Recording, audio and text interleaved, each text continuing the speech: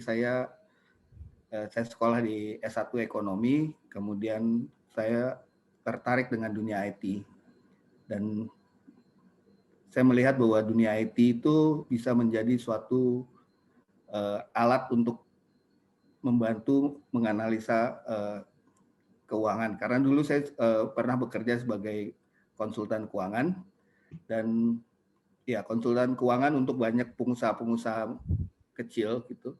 Dan mereka semua sangat bermasalah dengan pencatatan keuangan dan juga analisanya. Jadi karena di sini banyak pebisnis-pebisnis yang baru mulai, yang ingin memulai dunia bisnis, dan harusnya semoga ini bisa membantu untuk paling nggak mengerti tentang apa itu tentang perencanaan pengelolaan keuangan. Gitu. Jadi pengelolaan keuangan itu minggu lalu saya dengar itu kita bahas soal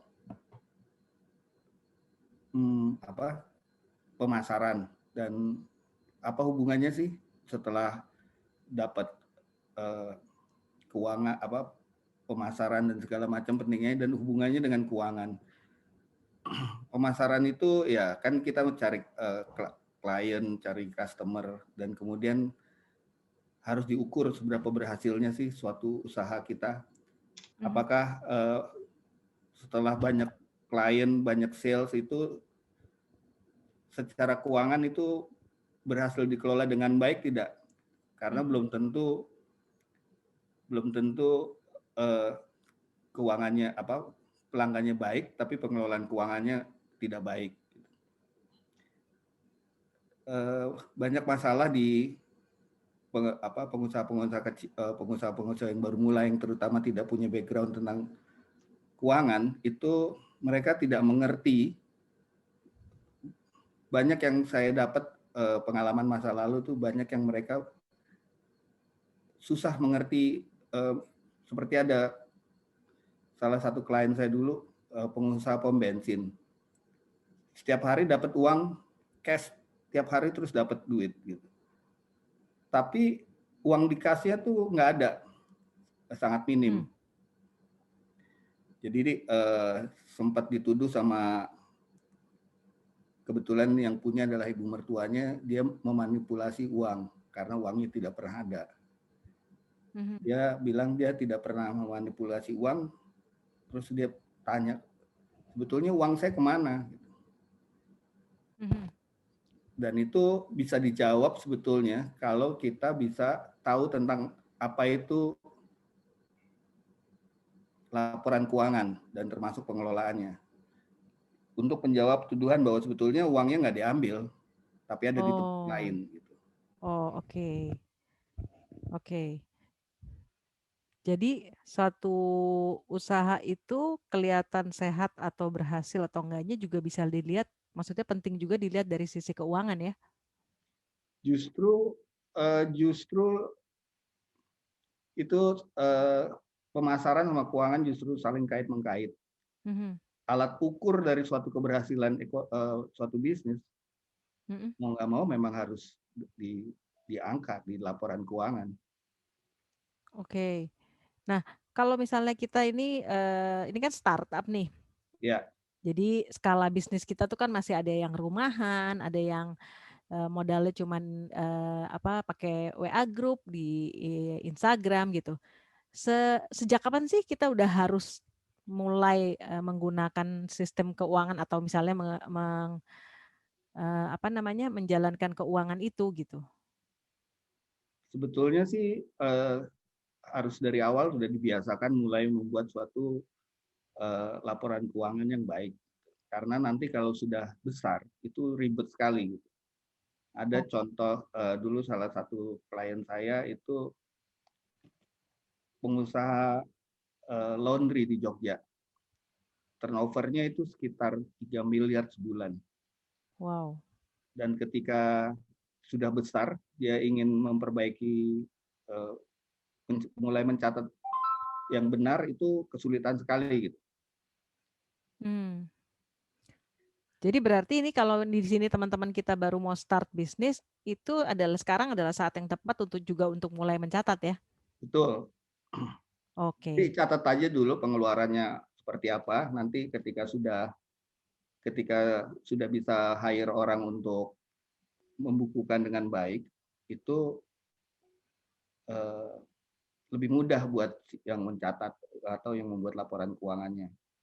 Oh, Jadi oke. intinya poin-poin apa aja sih Mas Ajo yang perlu kita perhatikan ya dalam membuat satu pembukuan awal itu, Mas? Kalau belum mengerti accounting sih lebih cukup masukin beli beli apa, tanggal berapa, seperti itu dulu gitu. Itu buat start yang awal udah cukup bagus. Modal Excel nih maksudnya. Ya cukup di Excel bisa, tapi sekarang ada alat bantu lain di di website juga banyak yang membuat itu, ada yang berbayar ya. Umumnya Apps gitu ya. Ya, Apps sederhana. ya. Oke. Mungkin Mas Ajo bisa sharing dulu yang biar mungkin nanti teman-teman jadi punya gambaran apa yang mau ditanya gitu. Oke.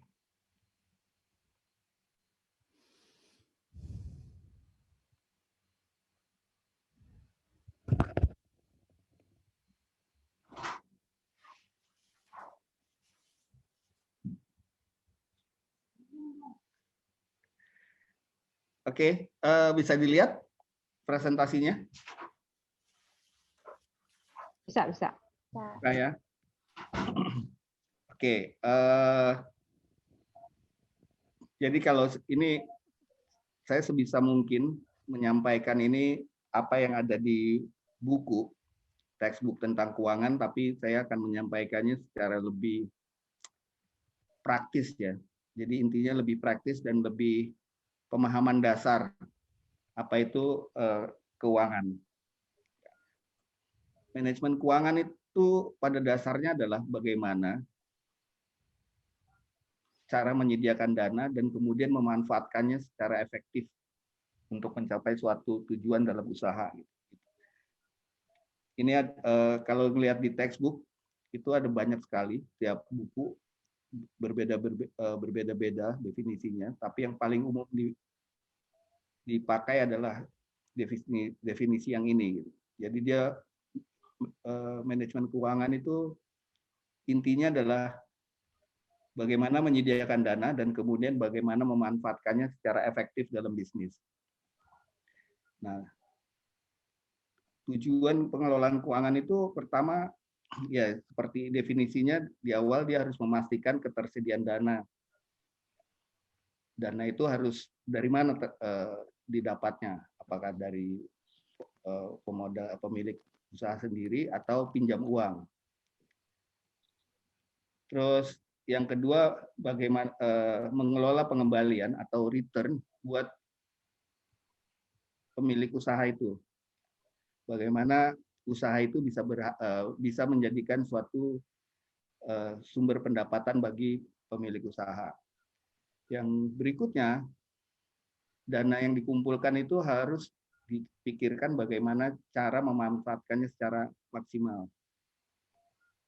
Dan berikutnya adalah bagaimana keuangan itu harus direncanakan dan diadministrasikan. Dan yang terakhir, memastikan bahwa sustainability perusahaan itu bisa terjamin di masa depan. Jadi terus berlangsung. Semakin lama semakin baik. Sampai sini ada pertanyaan?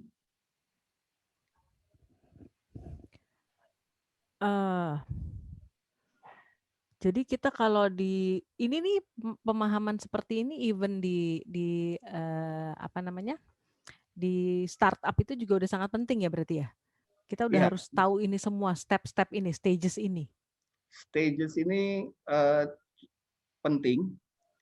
Yang penting itulah bagaimana ini tujuan-tujuannya. Yang penting buat startup itu adalah bagaimana mencari dana dan kemudian bagaimana memanfaatkan dana secara maksimal dan kemudian merencanakan dan mengadministrasikan. Dan ini yang paling masalah gitu. Ketika mengadministrasikannya masalah. kita seakan-akan dapat uang tapi belum bisa jadi tidak untung. Atau sebetulnya untung tapi uangnya nggak ada. Oh, ini masalah pencatatan tadi ya? Oke. Iya, Kalau tadi ada bagaimana, mendapatkan dana, kemudian, menggunakan dana tadi. Gimana kita tahu bahwa kita sudah menggunakan dana itu dengan benar? Apa yang harus dilakukan supaya kita tahu bahwa ini uang kita ini sudah kita belanjakan dengan cara yang benar misalnya gitu? ya yang pertama sih bahwa dana itu sebisa mungkin dibelikan untuk sesuatu yang sifatnya meningkatkan produktivitas atau untuk usaha. Mhm. Untuk misalkan beli peralatan, yang pertama jadi uang itu harus direncanakan untuk berapa bagian, itu kan memanfaatkan dana secara maksimal. Harus ditentukan berapa bagian yang dana itu harus ada tetap di tangan untuk cash flow, untuk putaran uang, dan berapa yang harus diinvestasikan untuk beli alat-alat bantu Mmm. untuk buat kue atau jahit dan segala macam, itu berapa yang disediakan untuk itu, dan berapa yang untuk beli bahan baku, dan kemudian dari bahan baku itu untuk dijual. Itu eh, nggak ada rumusnya, tapi harus direncanakan dengan baik. Oh, jadi nggak ada, idealnya tuh, sekian persen dari dana itu untuk belanja belanja peralatan bantu, sekian persen tuh untuk jaga-jaga cash flow gitu, nggak ada rumus idealnya? Nggak ada, karena tiap bisnis beda-beda, Oh, oke. karakteristiknya beda-beda. Mhm. Yang paling tahu sebetulnya pengusaha itu sendiri. Mmm. Jadi berapa banyak yang diperlukan itu sangat sangat variatif. Tiap industri beda-beda. Mmm. Oke, di sini teman-teman kalau ada yang udah mau nanya boleh langsung chat atau, raise hand juga boleh sih. Kita di sini, karena topiknya agak-agak sedikit bisa dibilang sedikit, apa ya, gampang-gampang susah, jadi kalau mau nanya langsung juga boleh ya, silahkan. Oke lanjut Mas Ajo. Oke, ini cuma pengantar aja ya. Pengantar, nggak penting, nggak terlalu harus dipahami kalau ini bukan kuliah. Tapi harus dipahami bahwa pengelolaan keuangan tuh ya cuman bagaimana nyari dana, kemudian memanfaatkannya dengan baik, dan kemudian mencatat itu semua dalam suatu pencatatan yang baik. Mhm. Oke, ada beberapa jenis laporan keuangan atau bahasa Inggrisnya financial statement. Itu ada 4 yang sering dipakai di perusahaan-perusahaan besar ya. Yang pertama neraca, kedua laporan laba rugi, kemudian laporan perubahan ekuitas, dan laporan arus kas. Kita nggak akan bahas ini semua, tapi yang paling sering dipakai untuk memahami suatu bisnis itu cukup 2 ini, neraca dan laporan laba rugi. Di sini kita neraca itu apa dan laporan laba rugi itu apa. Untuk tahap awal mungkin tadi seperti yang saya sampaikan, dicatat aja dulu kalau bisa. Kalau udah punya alat bantu untuk bisa nyatat, itu yang kemudian memposting itu secara otomatis itu lebih baik. Tapi sebagai pengusaha itu sebetulnya nggak perlu mengerti bagaimana mencatat itu dengan baik. Tapi itu harus paling nggak harus tercatat dulu, dan yang paling penting buat pengusaha tuh lebih ngerti bagaimana sih membaca suatu neraca dan bagaimana sih laporan laba rugi dan apa hubungan antara itu semua. Karena si neraca dan laporan laba rugi dan yang 2 laporan lain itu seperti jurnal, seperti agenda, dia seperti buku cerita yang menceritakan apa yang terjadi dengan usaha kita. Kita bisa baca seberapa baiknya suatu usaha itu dari laporan keuangan ini. Dia dia emang isinya cuma angka-angka, tapi dia bercerita banyak eh, tentang usaha kita. Nah, ini saya lanjut ya. Apa itu neraca? Ini kalau dilihat di layar, di sebelah kiri itu bentuk dari laporan umumnya neraca seperti di sebelah kiri, dan di sebelah kanannya laporan laba rugi. Laporan di neraca itu isinya yang sebelah kiri itu adalah aktiva atau aset, di sebelah kanannya itu kewajiban dan ekuitas. Dan masing-masing dibagi lagi. Kalau di aktiva itu dibagi, yang pertama aktiva lancar dan kedua aktiva tidak lancar. Aktiva lancar itu sesuatu yang bisa diluangkan dengan cepat. Itu definisinya aktiva lancar kurang lebih seperti itu. Aktiva tidak lancar itu sesuatu yang kalau diuangkan itu agak sulit. Itu seperti tanah, bangunan, mesin kan harus dijual lagi, butuh proses. Tidak bisa cepat. Itu aktiva tidak lancar. Oh, ini aset lancar dan aset tidak lancar gitu kalau yang Ya, hari-hari kita sebut ya. Oke.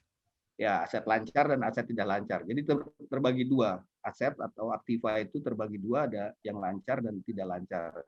Lancar itu definisinya segala sesuatu yang bisa diuangkan dengan cepat, itu lancar. Tidak lancar, dia butuh proses. Karena biasanya harganya mahal dan tidak banyak yang mau beli barang itu. Tidak mudah mencarinya, pembelinya. Yang sisi kanan itu kewajiban dan ekuitas. Dan kalau sebelah yang di bagian kanan itu laporan laba rugi. Nah, kalau diperhatikan, apa sih bedanya? Ini sebelum masuk isinya, kalau dilihat di sebelah kiri di tulisan itu ada tulisan per 30 Desember 2020 di neraca. Kalau laporan laba rugi ada periode 1 Januari sampai 31 Desember 2020. Jadi kalau sekarang pakai ilustrasi kekinian sekarang, neraca tuh kurang lebih kayak update Instagram lah. Potret saat ini, cekrek. Atau update Facebook. Saat ini kalau dipotret, cekrek, itu adalah neraca. Saat ini. Saat gambar itu diambil, itu neraca. Per 31 Desember 2020, jam 24.00, keadaannya seperti ini. Itu neraca. Nah, kalau laporan laba rugi, dia lebih mirip kayak YouTuber vlogging. Dia melihat aktivitas dari periode tertentu sampai periode tertentu. Biasanya yang dipakai di Indonesia itu 1 Januari sampai 31 Desember 2020. Tergantung negaranya beda-beda, tapi umumnya di seluruh dunia pada pakai seperti ini, kecuali Inggris. Inggris itu mulai dari April. Jadi itu bedanya, kurang lebih kalau dipakai analoginya seperti itu. Neraca itu update status saat ini, laporan laba rugi dia pergerakan. Nah, saya mau menyampaikan apa hubungan antara dua laporan keuangan ini sehingga kita bisa tahu sebetulnya bagaimana cara membacanya.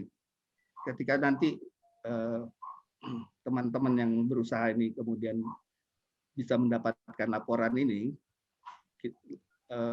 bisa tahu, oh uang saya itu kemana, dari mana, kurang lebih seperti itu. Kita mulai ya.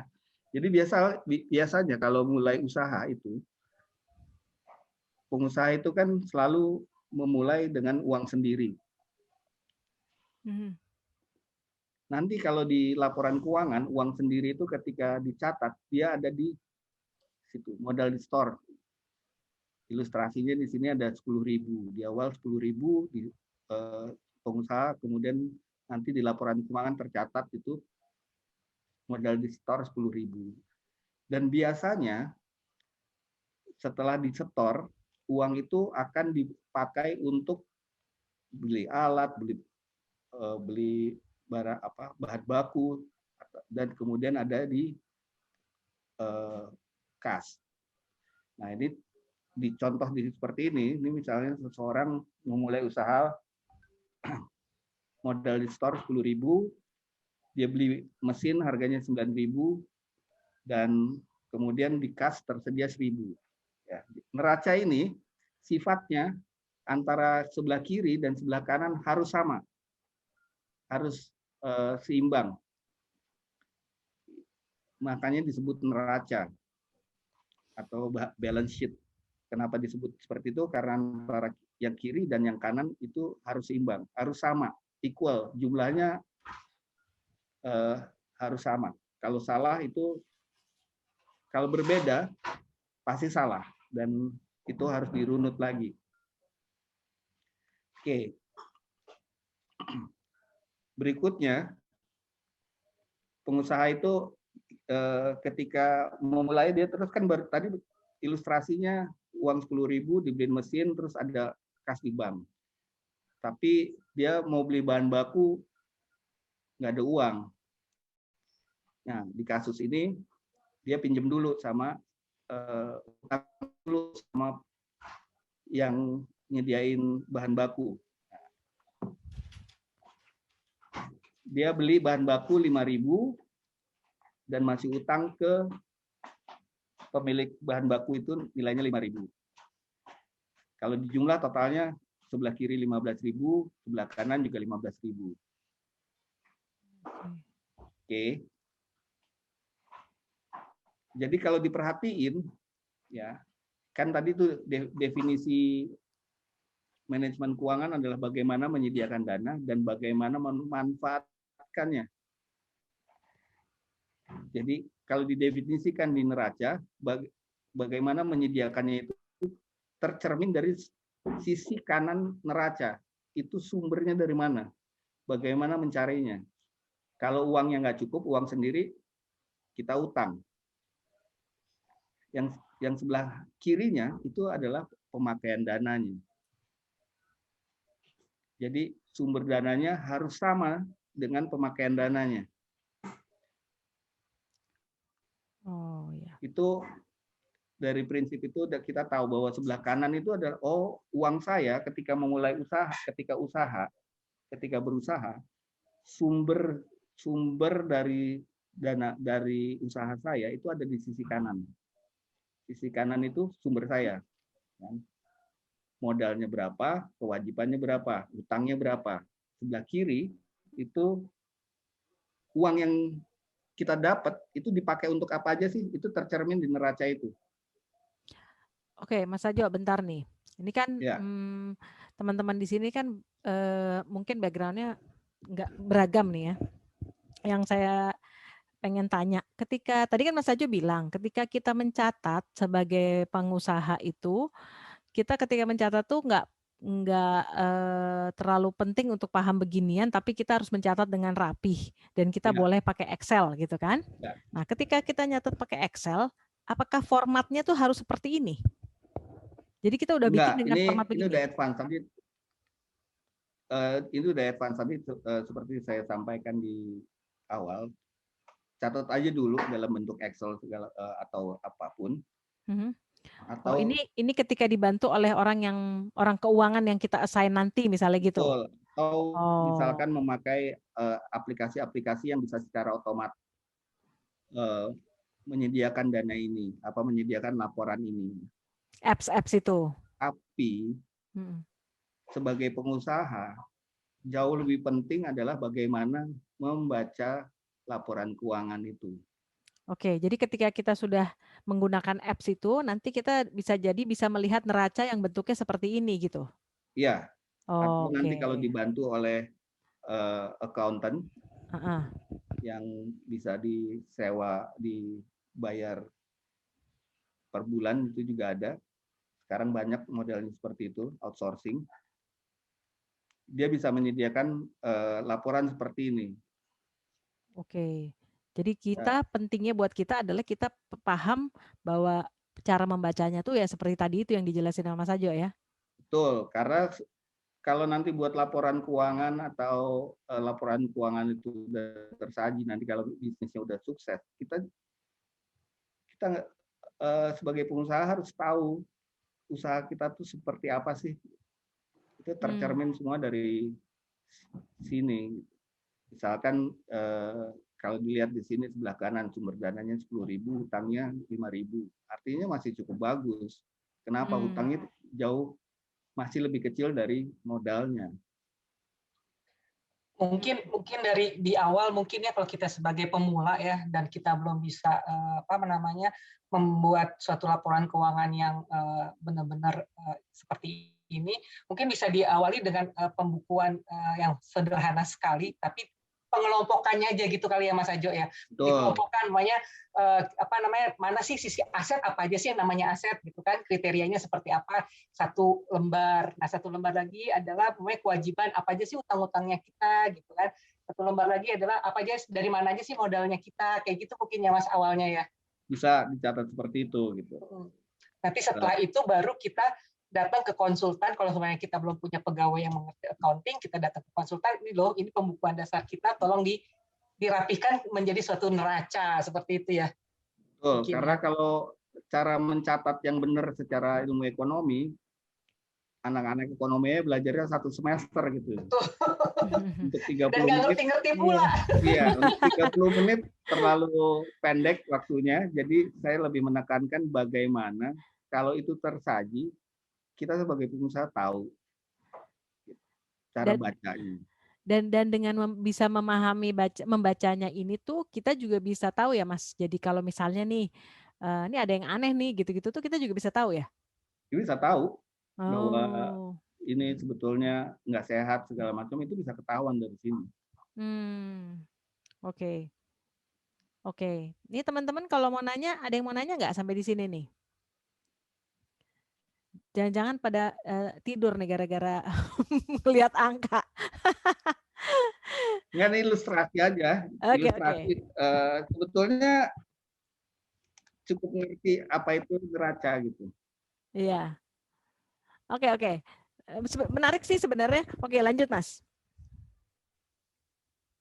Oke, nanti terus ini mau kasih lihat hubungannya kan sama laporan laba rugi. Banyak yang paling enggak nanti ketika sudah tersaji seperti ini, kita semua tahu apa sih hubungannya gitu ya. Nah, ketika sudah mulai usaha, kan tadi saya lanjut ya, ketika sudah orang ini beli persediaan 5.000, kemudian digunakan untuk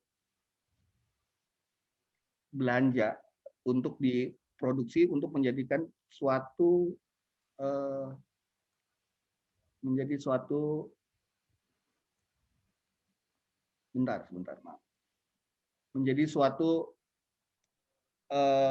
barang yang bisa dijual. Yang kemarin selama seminggu diomongin bagaimana menjual barang dan segala macam, cari customer segala macam, itu dibahas di minggu lalu. Kita boleh nggak umpamain aja Mas, semua misalnya pasti nih tahu. Mas Ajo, sorry aku potong. Boleh nggak kita umpamain aja nih sekarang nih ceritanya kita lagi membuat satu usaha bisnis bikin roti misalnya. Jadi kita ngomongin dengan ini. Jadi misalkan beli pinjam dari supplier 5.000, tercatat di persediaan bahan baku 5.000. Kemudian dari bahan baku itu ada sebagian itu dipakai buat produksi, kemudian dijual dan mendapatkan mendapatkan hasil. Nah, itu larinya itu nanti dicatatnya di sini, laporan laba rugi dalam bentuk pendapatan usaha. Misalkan dijual yang berapa sih yang kepakai dari 5.000 itu, barangnya dipakai 3.000, persediaannya dipakai 3.000, dijual dengan harga 8.000. Keuntungan kotornya didapat sekitar berarti 5.000. Tapi dari situ ntar ada biaya pegawai, ada biaya sewa, misalkan sewa ruko, bayar listrik dan segala macam, itu biaya-biaya semua ada di situ. Dan kemudian dari ini semua orang tahu ya berapa banyak pendapatan dan kemudian berapa yang dikeluarkan untuk biaya, itu dapat laba bersih. Nah, dalam kasus ini 2.000. Nah, hubungannya apa sama neraca nanti? Karena dia balik lagi. Nah, setelah di 31 Desember 2020 itu si pengusaha ini dapat uang 2.000 sebagai laba bersih, dia akan lari balik lagi ke neraca sebagai laba ditahan. Dan dalam kasus ini, orang ini ketika jual masih ada utang 2.000 sama si klien. Klien masih ada utang 2.000. Nah, kalau dilihat seperti ini, bahwa hubungannya itu antara laporan laba rugi dan neraca itu berinteraksi seperti ini terus-menerus, kita akan tahu bahwa sebetulnya yang penting dari bisnis itu adalah bagaimana cash flow. Cash flow itu penting. Dia muter terus. Bagaimana menyediakan dana untuk pemasaran, kemudian bagaimana berapa biaya yang diperlukan untuk pemasaran, berapa biaya yang diperlukan untuk membuat barang, kemudian dijual, dan kemudian dihitung berapa biaya produksinya, dan terus lari ke laba yang nanti itu kemudian menjadi pilihannya ada dua, ada beberapa ya. Antara lain dari 2.000 itu pengusaha harus bisa milih antara uang itu ditahan, makanya namanya laba ditahan buat dia produksi berikutnya, untuk beli bahan baku lagi, untuk dia terus berkembang lagi. Kalau diperhatiin, ya kan tadi saya balik ya, di sebelah kiri itu neracanya nilainya 15.000. Oke.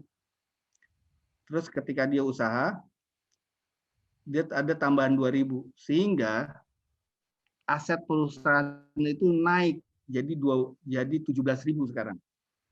Ini cara mengembangkan suatu usaha. Dia terus dipakai jadi ada sebagian dana ditahan untuk dipakai untuk bahan produksi berikutnya, untuk dibesarin lagi. Tapi itu tergantung pengusahanya, bisa jadi laba ditahan 2.000 itu kemudian dipakai semuanya untuk dividen. Sah-sah aja, itu yang namanya pengusaha ya, boleh-boleh aja dipakai 2.000, diambil untuk kegunaannya dia, keperluan dia sendiri. Tapi kalau caranya seperti itu, perusahaannya tidak akan pernah jadi besar karena dipakai terus, dipakai lagi.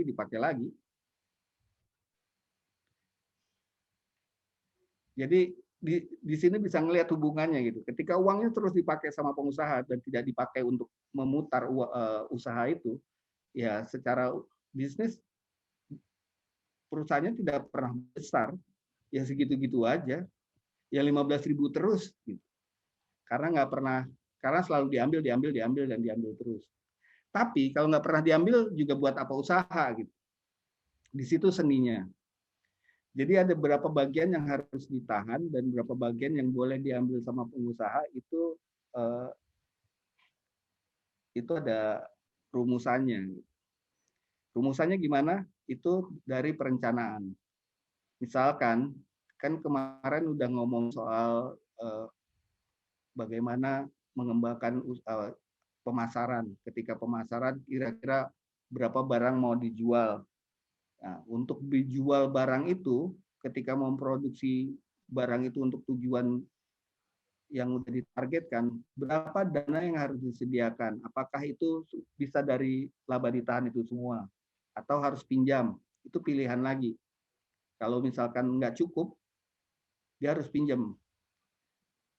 Atau kalau ternyata cukup 1.000 saja yang diperlukan untuk mendukung penjualan tahun depan, 1.000-nya boleh ditahan untuk dipakai mendukung penjualan, 1.000-nya lagi boleh diambil oleh pengusaha itu. Kira-kira seperti itu. Mengerti? Atau ada yang kurang jelas? Semoga mengerti. Ngerti lah. Ini kali udah ada Kak Ami nih. Kak Ami. Ini mungkin relate dengan kemarin kalau kita disuruh inovasi ya. Jadi sebagian uang yang tadi yang katanya Mas Ajo tuh masuk, itu boleh juga dipakai buat mengembangkan bisnisnya, berinovasi. Tadinya cuma cookies 1, sekarang cookiesnya 2 macam gitu. Terus nanti, tapi boleh juga nggak semuanya Betul. harus jadi pengembangan, tapi sebagian boleh juga dinikmatin gitu. Ya dong, udah capek-capek, masa kita nggak ngerasain hasilnya gitu kali ya? Sebetulnya bukan boleh juga, harus dipakai Oh sebetulnya harus ya? sama pengusaha, Kak. Kalau enggak buat apa bikin usaha? Oh, Iya. oh iya iya ya, Kalau benar. enggak buat apa bikin usaha, ditahan semuanya dibuat situ. Oh ya, tuh teman-teman. Jadi boleh dipakai, tapi kira-kira pakainya. Nah, ada yang mau nanya nggak nih sampai sejauh ini? Kami coba kami, Eh, pancing dong kami. Kalau soal uang kayaknya ini ya, pada diem semua ya. Ya, Mas Arjo ya. Ya, karena namanya agak mengerikan ya, manajemen keuangan. Jadi sebenarnya kita ngapain ya? Apa istilahnya kan ini kan pencatatan ya.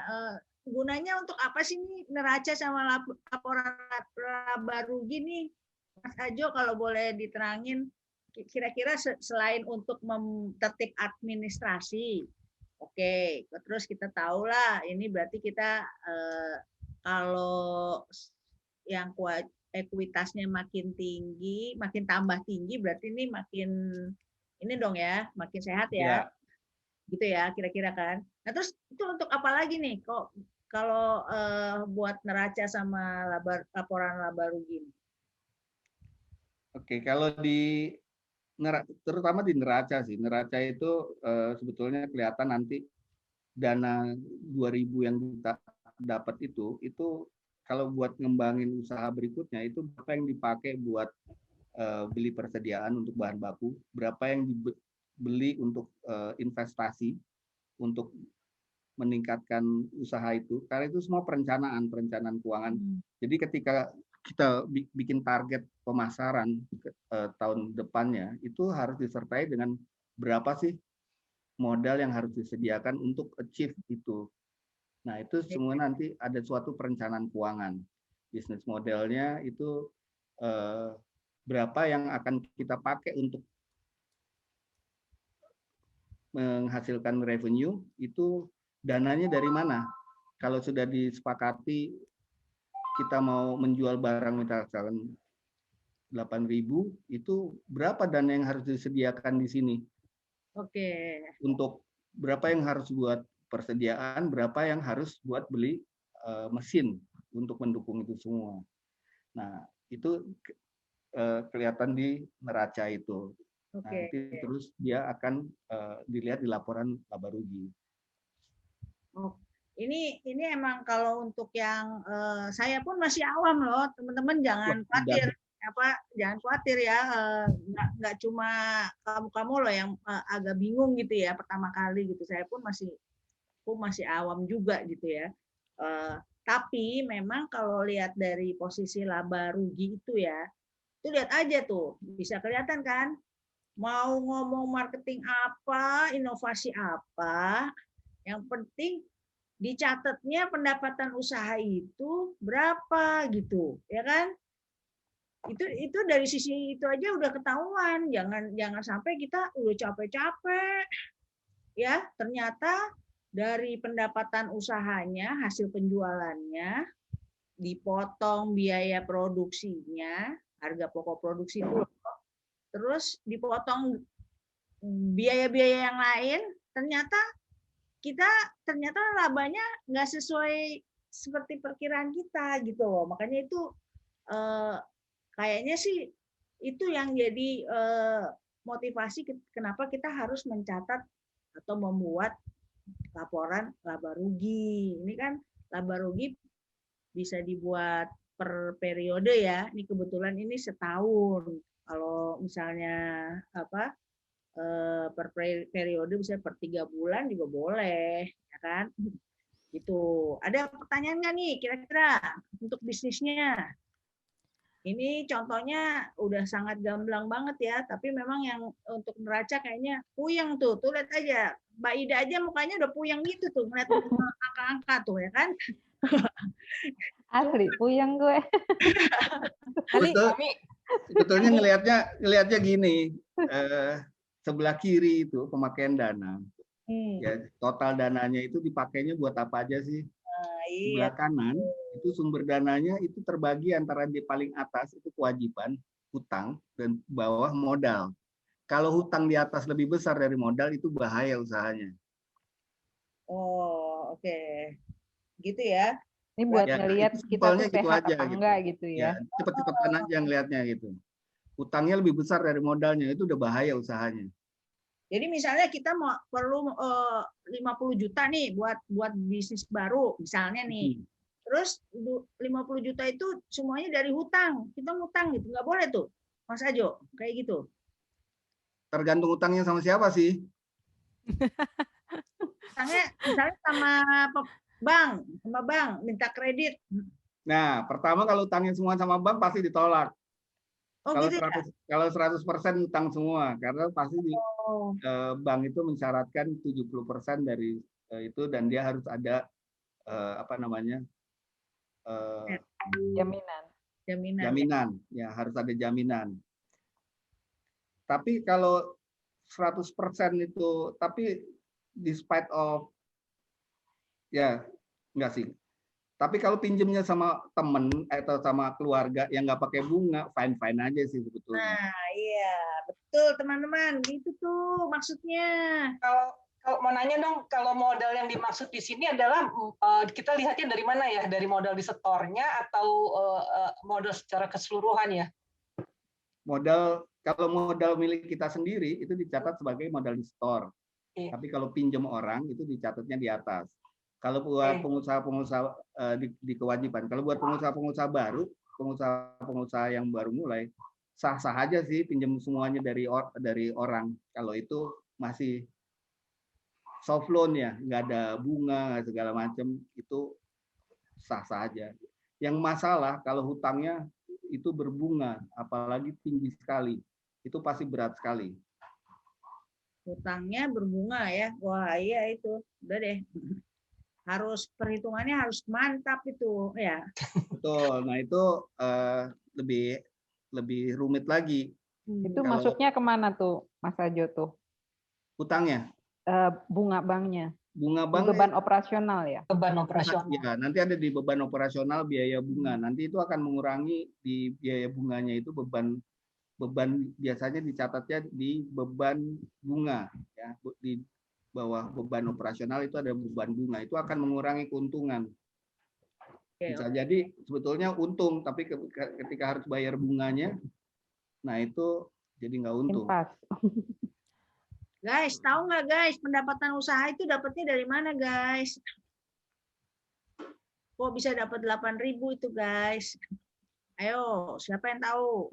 Katanya suruh belajar 1 semester dulu baru ngerti Bang. Itu dari harganya produk kita kali jumlah produk yang dijual gitu loh guys. Itu namanya kan pendapatan usaha. Laku berapa gitu ya. Jadi semuanya kan.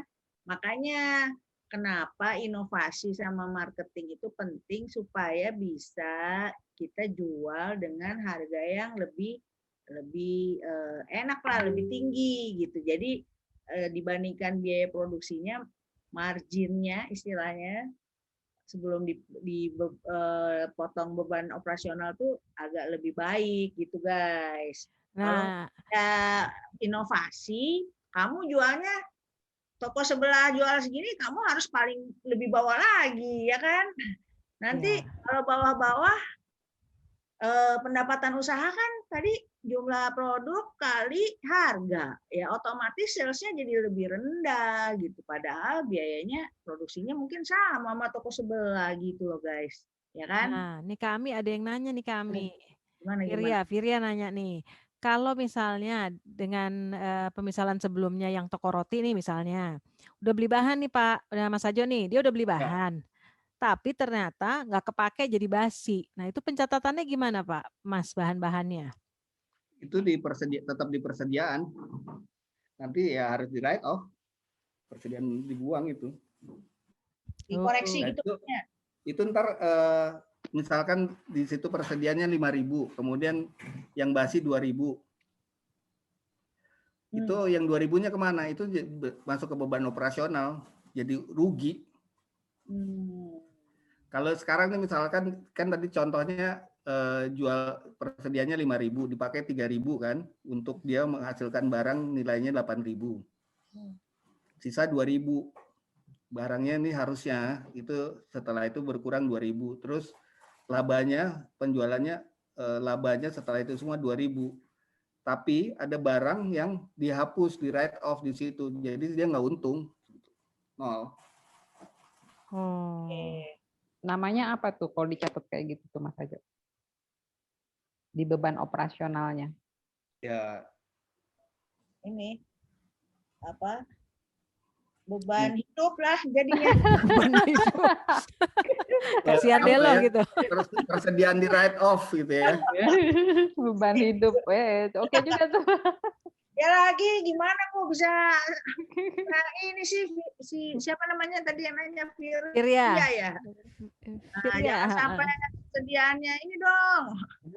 Jangan sampai persediaannya rusak. Berarti perencanaannya tuh ya, Perencanaan resikonya ada ya. yang lemah. Produksinya gitu ya. Tadi by the way Mas Ajo kan ngomong-ngomong yang penting arus kasnya, yang lebih penting tuh arus kasnya kan, arus kas masuk, arus kas keluar gitu ya. Arus kas kan dua ya pasti ya, masuk sama keluar gitu. Nah itu gimana? Kenapa penting tuh Mas?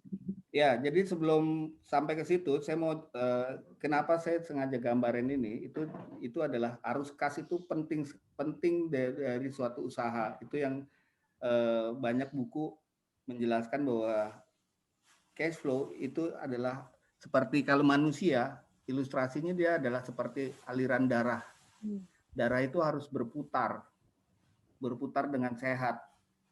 Jadi kalau dia tidak berputar dengan sehat, usaha itu tidak baik. Nah itu harus dia berputar dengan arus kas itu penting. Itu termasuk kapan kira-kira target penjualannya itu berapa dan kapan akan ditarik dananya.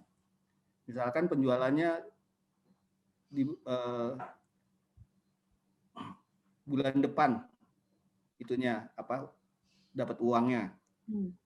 Itu uangnya sebisa mungkin udah ada di secepatnya untuk dia bisa beli produksi barang baru. Gitu.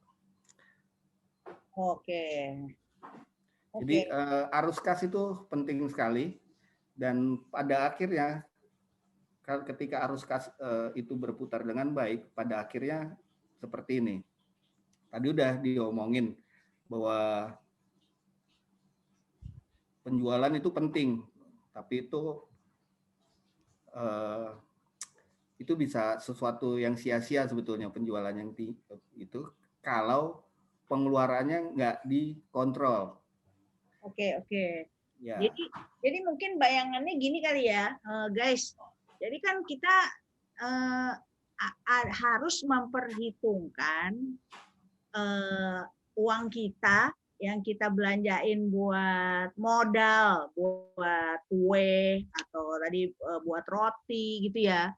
Itu kan kita belanjain dulu ya barang-barangnya, bahan-bahannya ya, Mas Ajo ya. Nah, uangnya misalnya dibelanjain ini hari Senin. Nah, dapat uang hasil penjualan rotinya itu hari apa? Misalnya minggu depan, 2 minggu lagi gitu, baru dapat. Itu selama dari hari Senin sampai hari Sabtu 2 minggu depan itu uang namanya cash to cash cycle gitu loh maksudnya. Jadi uang menjadi uang lagi kan, ya nggak guys? Ya kan? Jadi ilustrasinya gini, ini kan turnover tuh penting ya, penjualan tuh penting ya. Tapi dia bisa jadi sia-sia ketika pengeluarannya itu besar sekali. Jadi dia bisa rugi. Tapi lebih penting lagi itu cash, ketersediaan dananya. Cash itu penting sekali untuk dia darah itu berputar di usaha itu, cash itu penting. Tadi seperti Mbak Ami bantu jelasin bahwa kalau kita jualan barang terus hutangnya terus diutangin, kita jual kue harga 1.000, diutangin 1 bulan. Sementara ketika kita ketika kita beli persediaan, untuk beli itu kita harus bayar cash. Untung, ada untung, tapi untungnya itu belum direalisasiin, nggak ada uang. Jadi ketika mau beli barang baru lagi untuk dia produksi berikutnya, besoknya ini ilustrasi nih, jual 1.000, utangnya bulan depan, dibayar bulan depan, untungnya misalkan 500, jual barang 1.000, untungnya 500, tapi menerima duitnya bulan depan. Besok ada pesanan kue lagi, 500 lagi, tapi nggak ada uang, kan terpaksa harus utang kan? Iya. Ya. Padahal udah ada sales ya, tapi nggak Ada sale, untung 500, tapi uangnya nggak bisa dipakai. masih piutang istilahnya ya. Ya, masih piutang. Masih piutang, belum ada duitnya. Masih kertas guys, kertas. Makanya dulu suka kalau di kerjaan suka bilang, nih kamu kalau mau gajian, nagihin dulu nih kamu saya gaji pakai kertas. Ini kertas duit semua nih, cuma belum ditagihin jadi uang kan, ya nggak? Baru kwitansi doang, gitu guys. Itu ilustrasinya, cash itu penting gitu. Ya, ini tadi di depan saya ilustrasiin yang soal pengusaha SPBU yang penjualannya tuh sebulan 2 miliar. Tapi uangnya nggak ada di kas. Dia dituduh sama mertuanya nyolong uang. Padahal dia nggak ada. Padahal dia nggak nyolong uang itu. Terus dia kasih, kebetulan si SPBU itu sudah punya laporan keuangan sama akuntannya. Tapi dia nggak, ketika disodorin itu dia nggak tahu baca laporan keuangan itu. Jadi nggak bisa jelasin. Terus setelah saya lihat, saya bilang, ini betul ibu nggak ngambil uang itu, karena uang itu ada di persediaan, ada di bawah tanah dalam bentuk persediaan bensin tuh. Karena uangnya dibuat beli bensin baru ya, buat dagangan baru ya. Nah, gitu ya. Nah, ini bisa strategi, ini contoh bagaimana akhirnya harus memilih barang mana yang harus bisa dijual. Kenapa itu bisa terjadi? Karena SPBU itu beli barang yang beli stok yang cukup banyak dalam bentuk premix. Premix itu butuh waktu 20 hari untuk laku terjual. Sementara yang premium cepat, dalam 3 hari itu cepat gitu. Jadi waktu ditanya uangnya kemana? Nggak ada, karena sebagian dalam bentuk premix, dalam bentuk persediaan. Ya, gitu ya guys.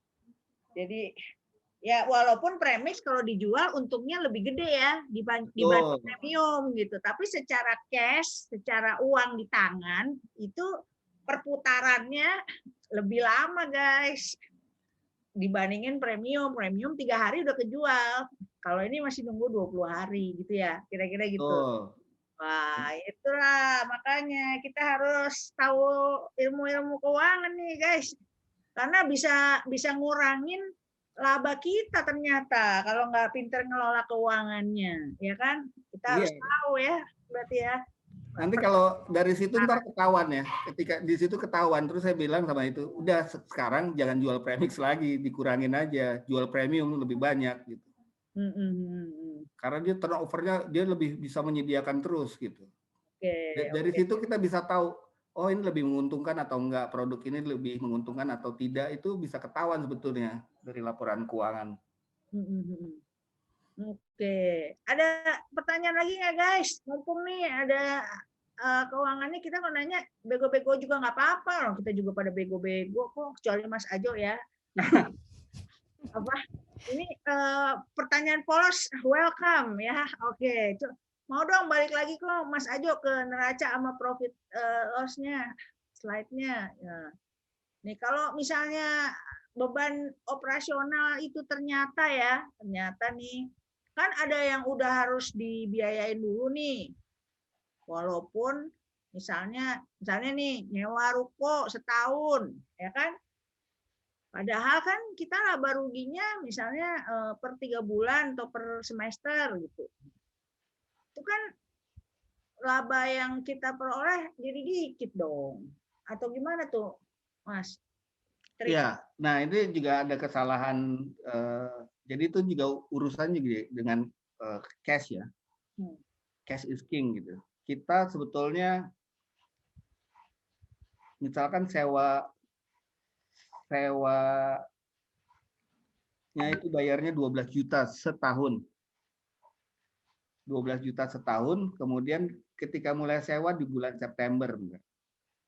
Jadi ada September, Oktober, November, Desember, 4 bulan. Waktu dicatat itu biasanya kalau yang nggak ngerti itu dicatat semuanya 12 juta sebagai biaya sewa. Langsung, sehingga mengurangi pengeluaran. Sehingga terus ini rugi karena biaya sewanya 12 juta. Nah itu sebetulnya tidak seperti itu, karena itu harus dibagi proporsional per bulan. Jadi misalkan dari September sampai Desember ada 4 bulan yang dicatatnya itu adalah beban sewanya itu 4.000 saja di bagian sewa untuk tahun ini. Selebihnya itu nanti dia ada di sewa dibayar di muka. Itu 6.000 berapa tadi? 8.000 sebagai biaya sewa dibayar di muka di neraca di aktiva lancar. Itu namanya sewa dibayar di muka tercatat 8.000. Oke. Gitu ya. Jadi harus proporsional, guys. Nah, kalau biaya gaji juga gitu berarti ya? Iya. Harus sesuai periodenya ya. Biaya listrik juga. Oke. Tapi kalau ini nih, Mas Ajo, kalau misalnya biaya lagi. Pendapatan nih, kan pendapatan walaupun masih piutang, misalnya kita aku jual sama Ratna, pasti dia ngutang deh, bayarnya ntar aja deh, barangan lagi gitu kan. Itu udah tercatat di pendapatan kan? Udah tercatat. Terus taunya duitnya belum ada, di laporan apa lagi tuh, Mas? Nah, itu kelihatan nanti di situ. Ini di contoh ini tadi kan ketika tadi saya sampaikan ketika ada laba bersih 2.000 itu masih ada piutang di klien itu nilainya 2.000. Itu tercatat di piutang dagang itu. Piutang itu artinya itu duit kita masih ada di luar, ada di orang lain 2.000. Yang benar-benar ada uang di tangan itu cuma 1.000 yang bisa beli cepat barang. Oh, makanya jangan banyak ngutangin orang, guys. Nggak sehat itu, guys. Nah, ini bahaya nih, keadaan seperti ini bahaya misalkan tanggal 24 Desember 2020.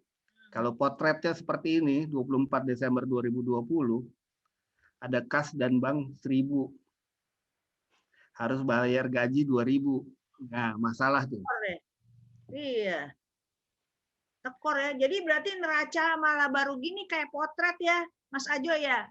Neraca ya. Saat itu gitu ya. Ya, kalau neraca potret saat itu gitu. Oke. Laporan laba rugi itu kan seperti aktivitas dari periode awal sampai periode akhir. Dia potretnya di sini nih.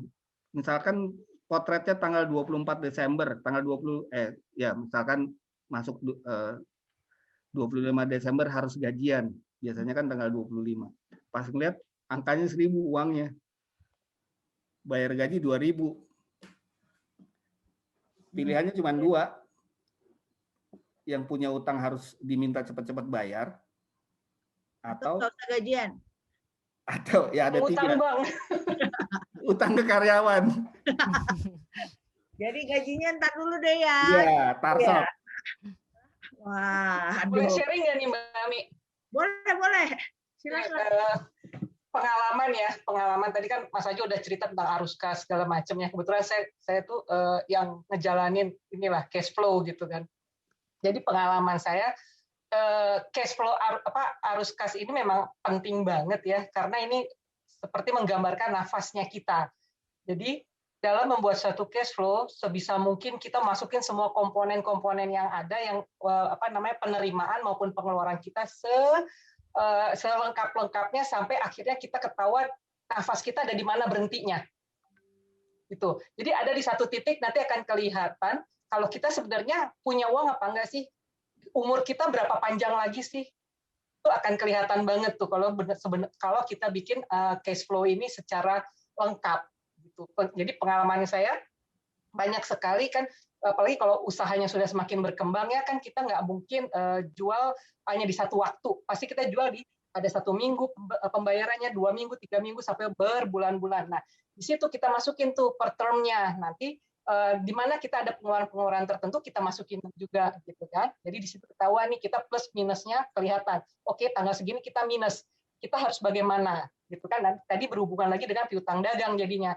Oke, tandanya kita harus memberitahukan kepada si pihak sales supaya menagih kepada si customer-nya yang pesan produknya kita. Oke, lo bayarnya udah termnya udah masuk gitu kan. Sehingga pada saat nanti tandanya ada kayak pembayaran gaji segala macam itu bisa langsung ketutup gitu. Jadi kita nggak mendadak, ternyata uang kita nggak ada nih untuk gajian. Nah, itu bahaya banget tuh. Ya kan? Pada saat-saat tanggal-tanggal yang krusial seperti itu, kita baru tahu nih, wah, ternyata nafas kita udah nggak ada gitu kan. Nah, itu fungsinya daripada cash flow management yang baik gitu. Jadi benar-benar di sini nggak hanya sembarang kita masukin pendapatan pengurangan, tapi kita buat selengkap-lengkapnya sampai pada satu titik kita ketahuan ini ada minus nih. Oh, gitu ya. Wah, mantul banget. Pantes waktu aku ngasih insentif sales juga gitu, Mbak Rika. Kenapa tuh? Kan kalau marketing kan biasa tuh ya, Ratna jualin dong, nanti gue kasih 10% gitu ya kan. Ratna jualin deh, hot banget dia, jual. Wah, laku. Tapi ternyata piutang semua. Nah, itu kan bahaya tuh ya. Iya, dia lapor, wah saya udah berhasil jualan nih, berapa? 1 juta gitu. Betul. Tapi nggak ada duitnya karena ini piutang. Dia minta 10% mana dong gitu, harus bayar. Nah, itu nggak boleh tuh, guys. Itu pengalaman banyak juga tuh kayak di perusahaan-perusahaan jasa juga gitu ya. Jadi seandainya umpamanya kita jual paper gitu kan, si sales sudah ngeklaim, oke, saya udah jual nih papernya gitu kan, tapi ternyata belum ada pemasukan yang ininya gitu kan, belum ada realisasi daripada transaksi itu berjalan gitu kan. Nah, sementara dia udah minta, komisi gua mana, bayarin dong gitu. Tapi saya mau nanya dong gitu. Ini kan kalau dengar cerita yang tadi tuh dengan ada piutang dan sebagainya tuh kesannya tuh, karena saya kebetulan juga kadang-kadang suka jualan dari rumah gitu kan. Kok saya nggak ngalamin yang kayak begini ya? Maksudnya gini, sistem dagang sekarang tuh kayaknya jauh lebih menguntungkan karena kita sistemnya tuh bisa buka PO, terima ini, sehingga pembayarannya itu juga cepat gitu kan. Jadi kayaknya kita nggak pernah ngalamin nih yang namanya piutang-piutang gini nih dalam real case kalau bisnis kecil-kecilan saya ya. Karena biasanya sebelum barang tuh dikirim, mereka misalnya udah pada bayar gitu. Jadi nggak pusing kayak gini. Tapi ternyata makin berkembangnya bisnis, makin puyeng ya. Kalau kita udah mulai ada sistem piutang gini ya. Ya, ini mungkin untuk kayak pedagang-pedagang kayak kecil-kecil gini, dan kita mulai mau meningkat ke konsinyasi, umpamanya seperti itu berasa banget tuh. Taruh di warung gitu ya, taruh di supermarket, taruh di warung, taruh di Indomart, Alfamart, nah itu berasa tuh, Nak. Karena mereka bayarnya baru nanti ya. Kalau sekarang kan masih sistem PO yang taruh di IG, buka PO nih, gitu kan langsung dibayar kan. Ya, betul. Iya. Ya, ini ada temen itu dulu operator bangun menara ya buat operator seluler. Keuntungannya sih lumayan, tapi dibayarnya 6 bulan. Akhirnya tutup. Nggak sanggup ya. Oke. Kalau nggak harus punya modal gede, guys. Betul. Biar bisa ini masih kasih duit dia. Ya, ibaratnya jangan sampai bayar gaji pakai ngutang sama bank gitu kan. Iya. Makanya guys harus dikasih tahu sekarang supaya kalau nanti usahanya tumbuh, kamu udah tahu, jangan terlena dulu guys. Sekarang belum ada yang piutang. Nanti makin gede makin ada. Karena kita kan mau ekspansi ya kan. Iya. Ya. Karena nanti kalau makin besar, kemungkinan besar akan karena jumlah uangnya besar itu calon pembeli akan minta utang dulu deh. Iya. Terus kita ngeliat, wah nggak apa-apa diutangin karena itu besar, ini salesnya bagus buat kita gitu. Terus kita ambil gitu. Nggak taunya bayarnya tarsok, wah itu berat banget tuh. Tapi nggak bisa dihindari karena misalkan makin besar memang akhirnya butuh sales yang besar. Nah itu umumnya kalau setelah besar jadi umumnya pada utang. Kecuali nego guys sama supplier. Misalnya aku pengusaha burger, aku nego juga sama yang supply dagingnya. Kalau aku jual burger nih ke restoran itu kan bayarnya bulan depan. Ya kan? Nah, kita nego lagi sama supplier daging. Boleh nggak gue bayarnya juga sebulan depan gitu. Oh, kalau boleh, nah itu namanya back to back guys. Jadi di saling di backup gitu loh. Kita ngutangin ke orang pembeli, tapi sama vendor kita juga udah bicara. Jadi nggak ada uang kita yang harus bayar vendor, tapi sementara posisi kita belum dapat pembayaran dari customer kita gitu.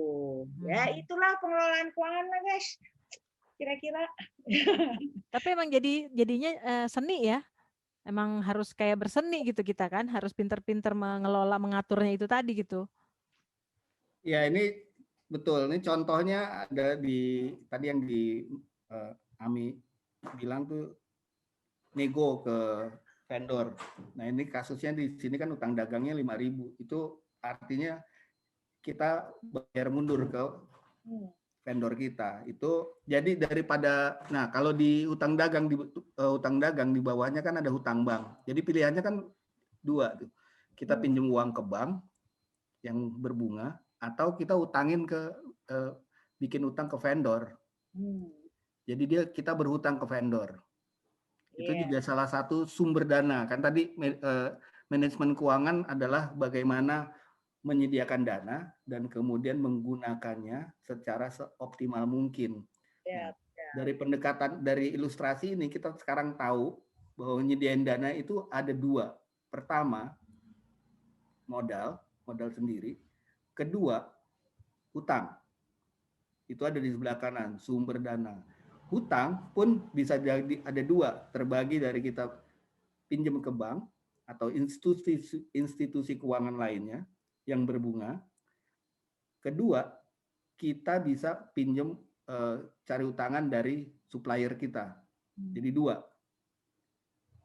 Itu bagaimana kita nyediain dana. Dan makin besar usaha, nggak akan jauh dari semua ini. Gitu. Dana itu tersedia hanya melalui dua source, modal sendiri atau utang. Nah, utangan tuh ada banyak. Bisa utang lewat vendor, utang bank, utang koperasi, utang segala macam, tapi itu tetap hutang. Jadi dari sini ketahuan gitu. Ini definisi manajemen keuangan ini tercermin dari sini gitu. Bagaimana cara nyediain dananya dan kemudian bagaimana cara menggunakan dana itu untuk tujuan meningkatkan shareholder value, yaitu dalam bentuk laba ditahan untuk dijadiin shareholder value ada bisa tercermin dari naiknya aset neracanya itu, nilai neracanya naik, dan kemudian berapa besar yang bisa diambil untuk dividen pengusaha. Jadi dari penerapan definisi itu bisa kelihatan dari sini langsung secara ilustrasi ya. Yang lebih seperti itu. Udah mulai tercerahkan atau malah tambah ini runyam nih? Ya, kayaknya sih tercerahkan lah ya. Udah mulai dong tahu. Jadi kira-kira gimana cara ngaturnya gitu kan? Ya enggak? Bisnisnya supaya pendapatan pasti lebih besar daripada biaya, itu udah pastilah. Kalau pendapatan lebih kecil daripada biaya ya ngapain, itu namanya sosial, ya kan? Kalau bisnis itu pendapatan harus lebih besar dari biaya. Kalau kamu kira-kira pendapatannya udah bisa diperkirakan, pembiayanya diperkirakan segini, ya kamu pendapatannya harus bisa lebih dari itu dong. Nah, pendapatan kan bisa diukur dari apa tadi? jumlah unit kali harga. Jadi apakah kamu buat produknya yang bisa dibeli konsumen dengan harga yang lebih tinggi atau kamu jual yang lebih banyak unitnya gitu kan? Kira-kira gitu kan rumus simpelnya gitu. Kalau dari yang kalau di bisnis istilahnya namanya top line. Kalau kita ngomong top line itu kita ngomongin pendapatan ya Mas Ajo ya. Betul. Kalau bottom line itu namanya profit gitu. Jadi kalau dari sisi pendapatan sama profit ada namanya jenis bisnis. Bisnisnya mata air atau air mata, ya kan? Mata air Pedih ya dong. gede marginnya. Kalau air mata ya udah kecil. Aduh, apalagi kalau udah kecil kamu mau aja lagi diutangin sama konsumen, ya kan? Ya udah makin habis deh tuh. Iya, jadi betul, memang penjualan itu penting, makin besar penjualan penting, tapi juga jauh lebih penting lagi keuntungan dari situ gitu. Nah, keuntungan itu bisa, ada banyak yang lupa, utang itu menimbulkan bunga dan itu jadi beban. Tapi tapi utang itu perlu gitu untuk meningkatkan usaha itu sendiri gitu. Ya, modal ya, Bu.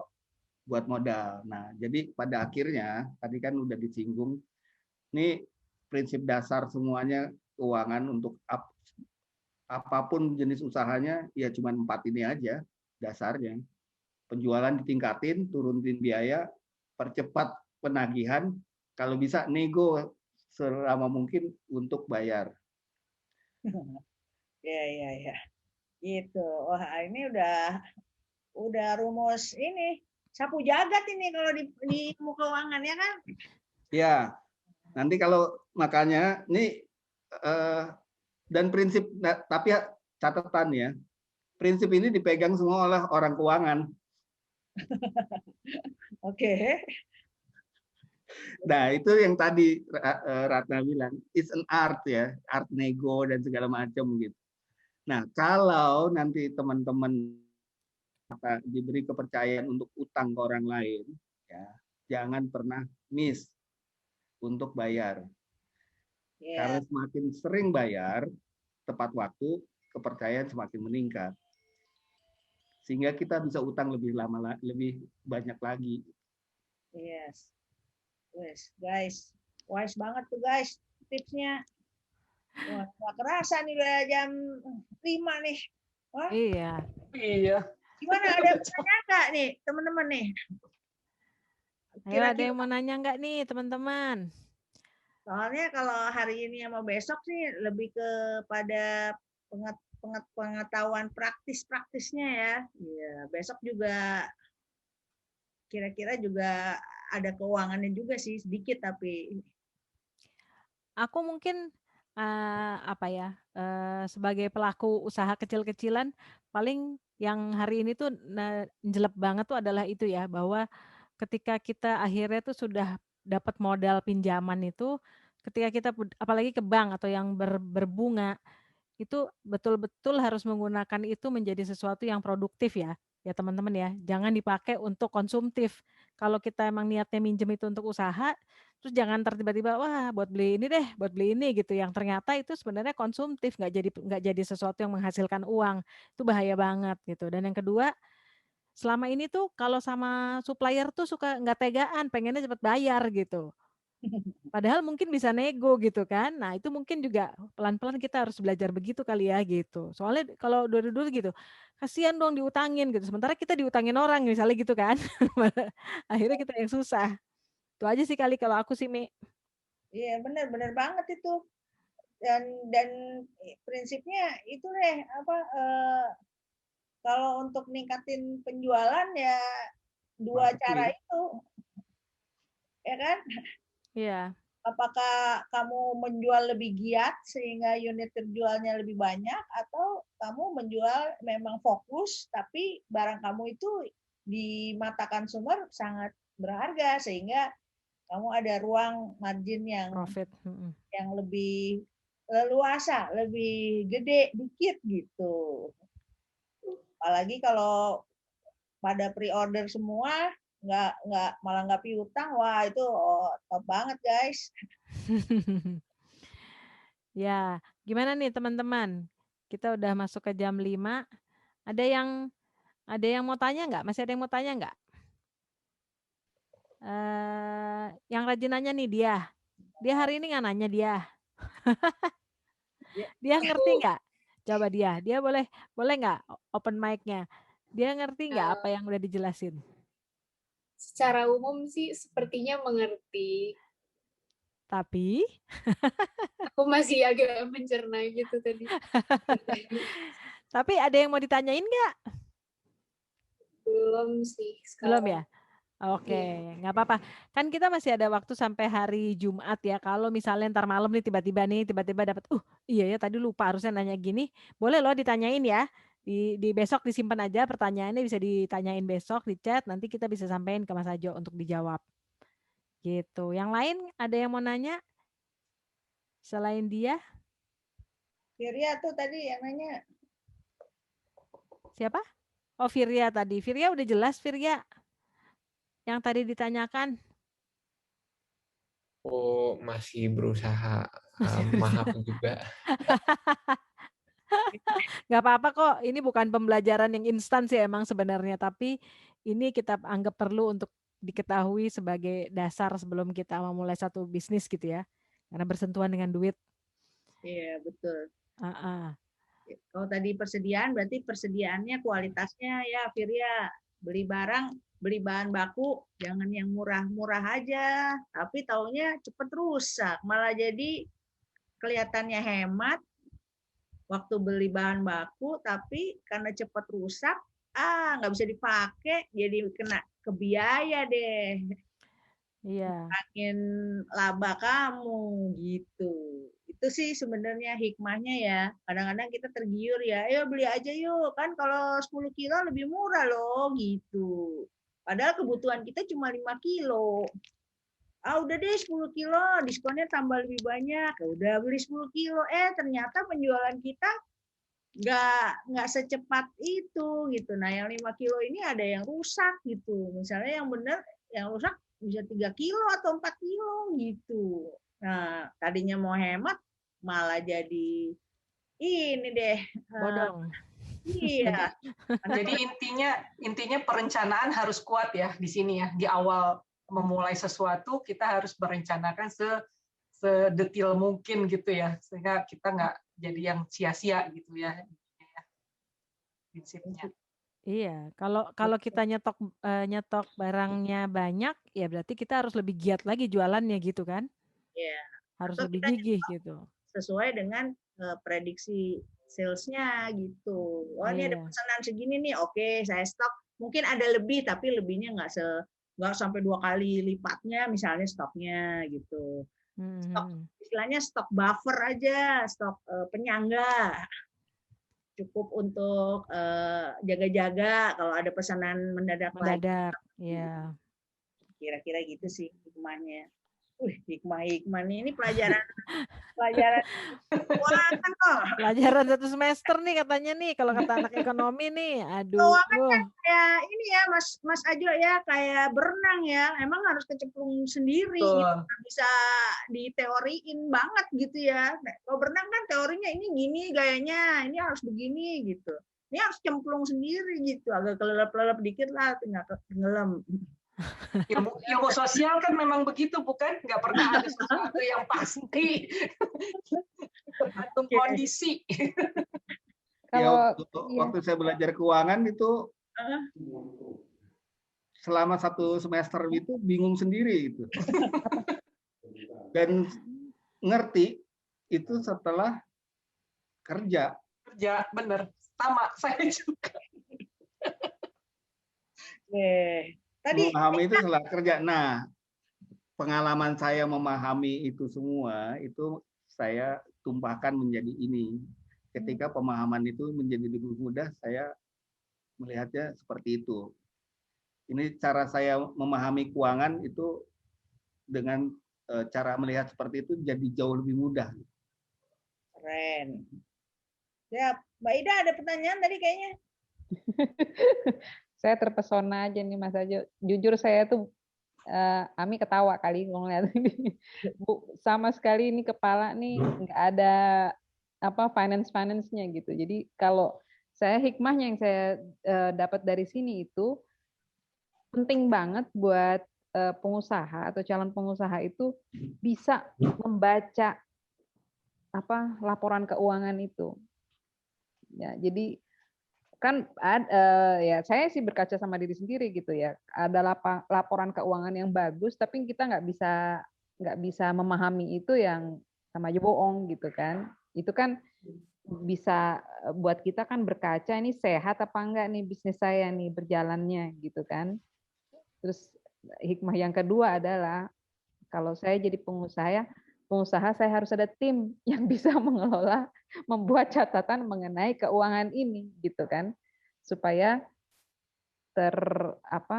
terrecord dengan baik bahwa apa yang udah kita jalanin ini on the right track atau enggak gitu. Siap, siap. Gitu. Wah, mantul itu. Kalau kalau suruh nyatet sendiri, ada. Banyak software kok sekarang ya, Mas Ajo. Ya. Ya banyak sekarang software yang bantu itu yang mencatat dan kemudian masuk menjadi suatu laporan keuangan itu sudah banyak. Tapi karena software sudah tersedia banyak, yang lebih penting buat pengusaha adalah memahami laporan keuangannya. Harus paham guys, dikit-dikit guys, paham ya. Top line, bottom line, ya gitu guys. Besok deh kita perdalam lagi kira-kira ya Mbak Ratna. Oke, kalau gitu, kalau udah nggak ada pertanyaan lagi, kita harapkan sih semuanya sudah paham atau minimal sudah mulai mencerna baru. Karena emang ngomongin keuangan tuh pasti kadang-kadang tuh sesuatu yang kayak di blok gitu ya, terus kita harus mikir dulu gitu, ngelamun dulu ntar habis buka puasa kali ya, baru deh tuh mulai tuh cair tuh yang tadi dipikirin, baru mulai cair, baru mulai oh maksudnya tuh tadi gitu kan, jam segini pula ngomongin keuangan, ampun ya. Oke, nggak apa-apa teman-teman, terima kasih banyak untuk kehadirannya lagi hari ini.